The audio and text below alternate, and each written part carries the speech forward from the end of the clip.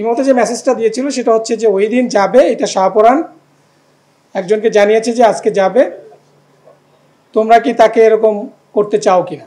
শাহপরান এবং ফজর আলী যে অলরেডি যে অ্যারেস্টেড, যিনি ধর্ষক হিসাবে পরিচিত হয়েছে এবং যা তার নামে অলরেডি মামলাও হয়েছে, ওখানে ভিকটিম মামলা করেছেন, সে ধরা পড়লেও দেখা গেল যে মবটা যারা করেছে, যারা এই সোশ্যাল মিডিয়াতে এই ভিডিওটাকে ভাইরাল করেছে, তাদের কয়েকজন ধরা পড়লো, এটার যে উস্কানিদাতা তিনি ধরা পড়েননি।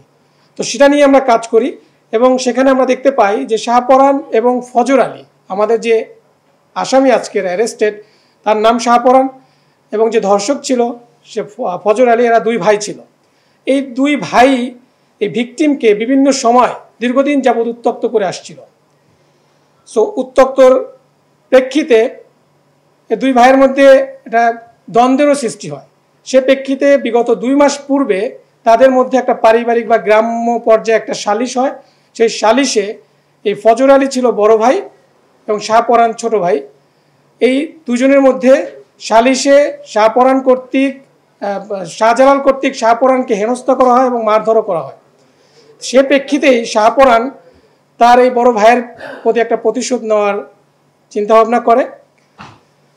এই ঘটনা যেদিন ঘটে তার 15 দিন পূর্বে ভিকটিম তার স্বামীর বাড়ি থেকে তার বাপের বাড়িতে আসে এবং এই ফজর আলী, যে কিনা ধর্ষক হিসাবে অ্যারেস্টেড, সে এই ভিকটিমের মাকে সুদের বিনিময়ে 50,000 টাকা ধার দেয়। সো সেই ধারের টাকা আদায় করার জন্যই মাঝে মাঝে তাদের বাসায় যেত। ঘটনার দিনও তেমনি এই টাকা আদায়ের সূত্র ধরেই তিনি ওই বাসায় গিয়েছিলেন রাতের বেলা এবং এইটা শাহপরান জানতো যে ওই দিন সে যাবে। সে প্রেক্ষিতে শাহপরান তার লোকজন সেট করে দেয় যে এরকম এই টাইমে যাবে, তোমরা যদি তাকে ধরতে চাও ধরতে পারো। এবং সে তার সেই প্ল্যান অনুযায়ী, পরিকল্পনা অনুযায়ী ওই দিন রাতে যখন ফজর আলী তার ওই ঘরের ভিতরে ভিকটিমের ঘরে প্রবেশ করে, তার কিছুক্ষণ পরেই এই শাহপরানের লোকজন ভিকটিমের ঘরে প্রবেশ করে এবং তাকে বিবস্ত্র করে ভিডিও ধারণ করে সেটা পরবর্তীতে সোশ্যাল মিডিয়ায় ছড়িয়ে দেয়।